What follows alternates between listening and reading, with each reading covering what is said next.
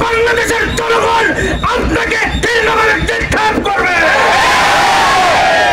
আপনাকে আগে স্পষ্ট করতে হবে আপনি খুনিদের পক্ষে কিনা। আমরা তো বুঝতেছি এত দাবি দাবা আন্দোলন করার পরও যখন আপনি খুনিদের কোনো বিচার করতেছেন না, আপনি অবশ্যই প্রধান খুনি বাংলাদেশে। আপনাকে আমরা বারবার সতর্ক করতেছি, কিন্তু আপনি বলে এদিকে কর্ণপাত করতেছেন না কেন? আপনার সমস্যাটা কি? আপনার সমস্যাটা কি? 92% মুসলমানদের দেশে আপনি বামপন্থীদের নিয়ে থাকবেন। 92% মুসলমান আপনাকে পদদলিত করে দেশ থেকে তাড়িয়ে ছাড়বে। কি মনে করেন বাংলাদেশে অনেক দুঃসাহস দেখিয়েছে, কেন আজ পর্যন্ত বাংলাদেশের মধ্যে টিকে থাকতে পারে নাই, আপনিও কিন্তু টিকে থাকতে পারবেন না। এমন কোন মিছিল আমরা করি নাই যে প্রাথমিক বিদ্যালয়ে আপনি গানের শিক্ষক নিয়োগ দেন, আমরা করি নাই। এমন তো আমরা আন্দোলন করি নাই। আপনি আন্দোলন ছাড়াই বাংলাদেশ 92% মুসলমানের দেশে, যেখানে মুসলমানদের সন্ত্রাসী পড়ে, সেখানে আপনি গানের শিক্ষক নিয়োগ দিয়েছেন। এখান থেকে আমরা আপনাকে ধন্যবাদ জানাই। আপনি কাজটা অবশ্যই ঘৃণিত কাজ করেছেন। আপনি 92% বাংলাদেশের মুসলমানদের পক্ষীরা থেকে আপনি বিজাতিদের পক্ষ নিয়েছেন, আপনি বাম পক্ষীদের পক্ষ নিয়েছেন। যখন বাংলাদেশের মুসলমান তখন থেকে যাবে ওই বামপন্থী আর বিজাতি বলেন কেউ কিন্তু আপনাকে রক্ষা করতে পারে।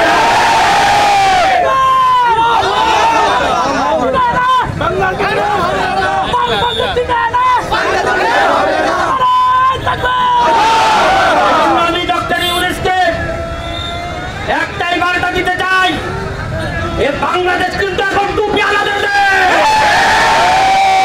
কিন্তু পাগড়ি ওলাদের দেশ, বাংলাদেশ কিন্তু আলেম ওলামাদের দেশ, বাংলাদেশ কিন্তু ইমানদার দেশ, কিন্তু মুয়াজ্জিনদের দেশ। এই নাস্তিকদের পক্ষ নিয়ে আপনি টিকে থাকতে পারবেন না। নাস্তিকদের পক্ষ নিয়ে টিকে থাকতে পারবেন না। আপনাকে রক্ষা করতে পারবে না। আপনি যদি এদেশের সুনাগরিক হিসাবে এদেশে বসবাস করতে চান, ওয়াজিরে টুপি আলাদের পক্ষে চলে আসে, তা না হলে কিন্তু আপনার উপায় নেই। এই বলে আমার সংক্ষিপ্ত বক্তব্য এখানে আমি শেষ করলাম। আগামীতে আমাদের পিয়ারের পক্ষে আমাদেরকে যদি আবার রাজপথে নেমে আসতে হয়, আমরা নামতে রাজি আছি। বাংলাদেশে আমরা পিয়ারের দাবি নিয়ে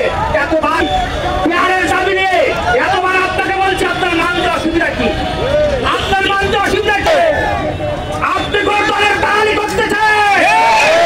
আপনাকে কিন্তু দালালি করার জন্য বসানো হয় না, বাংলাদেশের মসজিদে কোন দালাল টিকতে পারে নাই, আপনিও পারবেন না। আপনাকে বাঁচাই দেওয়া হবে। আল্লাহ তাআলা আমাদের সকলকে ঐক্যবদ্ধ হয়ে এই বাংলাদেশকে সুন্দর বাংলাদেশে গড়ার তৌফিক দান করুন।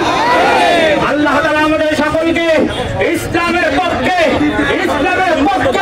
জান মাল দিয়ে লড়ার তৌফিক দান করুন।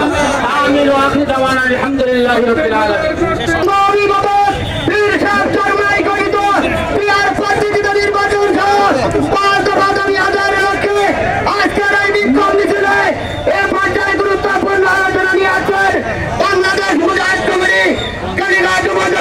সম্মানিত সদর শেখ নাসিরউদ্দিন,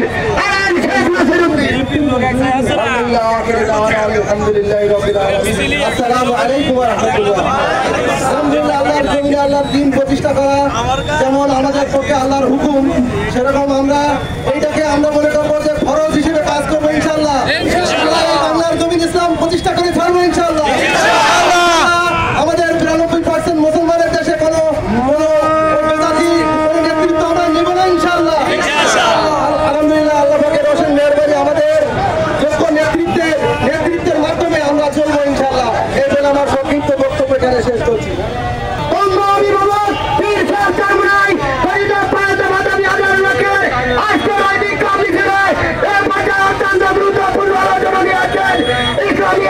বাংলাদেশ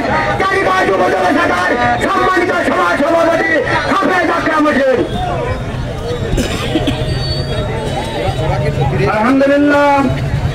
সংক্ষিপ্ত কথা, রাজপথে যখন 24টা নেতা বিজয় অর্জন করেছি, এই বাংলার জমিনে ফ্যাসিস্টের মুক্ত বাংলাদেশ ওপরে ইসলামী হুকুমত কায়েম করা ছাড়া আমরা রাজপথ ছাড়ব না।